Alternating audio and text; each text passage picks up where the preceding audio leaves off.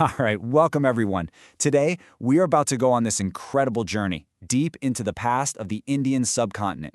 We're talking about a time so ancient, it came long before the first word was ever written down. So, grab your virtual shovels and let's start digging. So, that brings up the big question, right?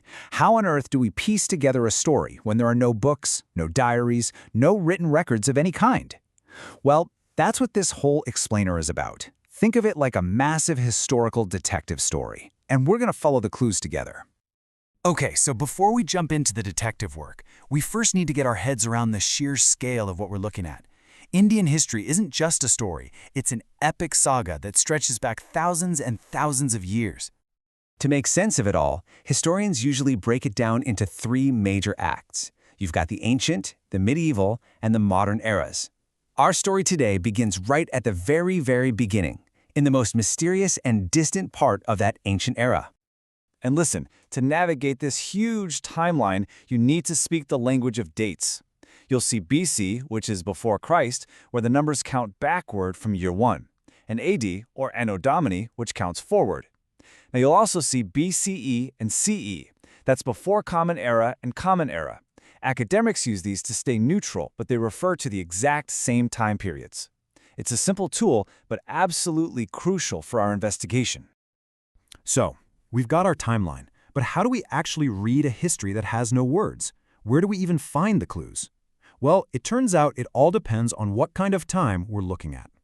See, historians basically see time in three distinct phases. Our focus today is on prehistory. That's the long era with zero written records.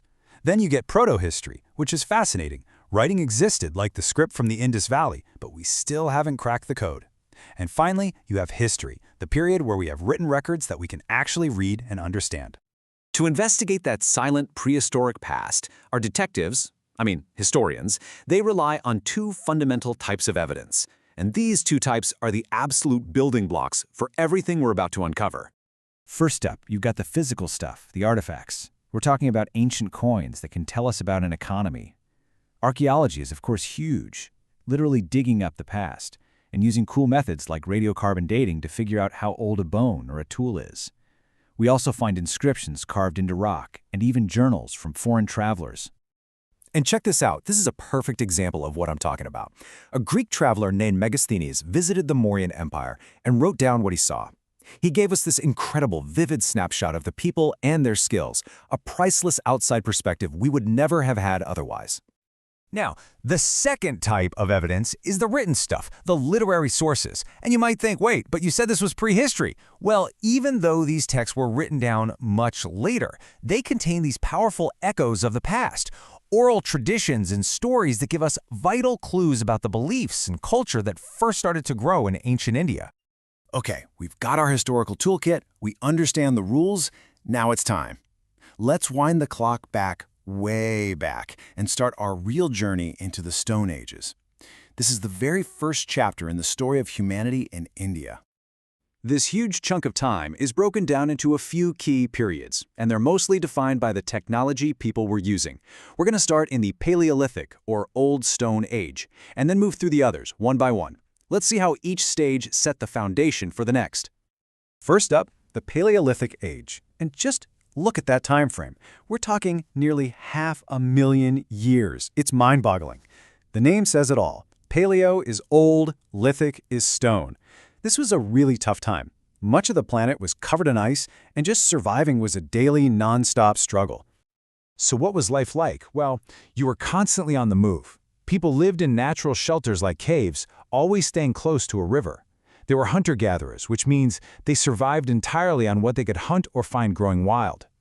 Their tools were basic but super effective, simple unpolished stone axes. It was a life of pure survival, and it's right at the tail end of this incredibly long period that modern humans, Homo sapiens, finally show up on the scene. But nothing lasts forever, right? The ice couldn't hold, the planet started to warm up, the great ice sheets began to retreat, and that one change, it changed everything. So what happened next? Well, that brings us to the Mesolithic, or the Middle Stone Age. Meso literally means middle, and this was a really crucial transition. A warmer climate totally changed the landscape. New plants and animals started to thrive, And that, in turn, created incredible new opportunities for people. And this is where things get really interesting. For the first time ever, people started to take control of their environment. They began to domesticate animals, first dogs, then sheep and goats. They started to experiment with cultivating plants. This wasn't just a new way to get dinner. This was the very first step toward farming. This was the moment we started to shape the world to fit our needs. That shift in the Mesolithic? It was just the warm-up act for the main event, the Neolithic, or New Stone Age. Neo means new, and the changes here were truly revolutionary. This is probably the single most important shift in all of human history, moving from just finding food to actively producing it. The innovations just started exploding. Farming became a way of life. And for the first time, people had a surplus of food. That one change kicked off everything we call civilization. If you have extra food, you need to store it, so pottery was invented. You don't have to wander anymore, so people built permanent villages. And that stability led to weaving cloth, building boats, and the birth of complex communities. And this brings us to the final chapter of the Stone Age itself, the Chalcolithic period. You can also call it the Copper Stone Age. This is the moment humanity unlocked a brand new secret of the Earth: metal. For the first time, people were using copper alongside their stone tools, a massive technological leap that would pave the way for everything that came next.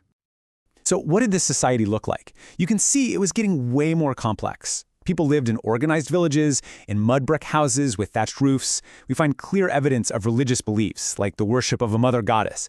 Farming expanded to include major crops like wheat and rice.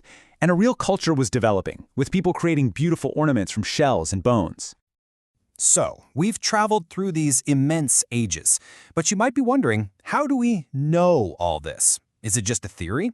Absolutely not. This entire story is grounded in real, physical discoveries made at specific sites all across the Indian subcontinent. Just take a look at this table. Every single row is a crucial piece of our detective story. At a site called Mehrgarh, we found the absolute earliest evidence of farming.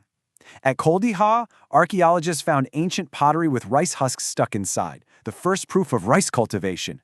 Bagor is filled with animal bones, showing us exactly where domestication happened. The amazing Bhimbetka caves have walls covered in ancient paintings, giving us a window into their minds. And in Charand, serpent figurines hint at early religious worship. These places, they make history real. From the first simple stone tool to the rise of settled villages. What an incredible journey we've just traced.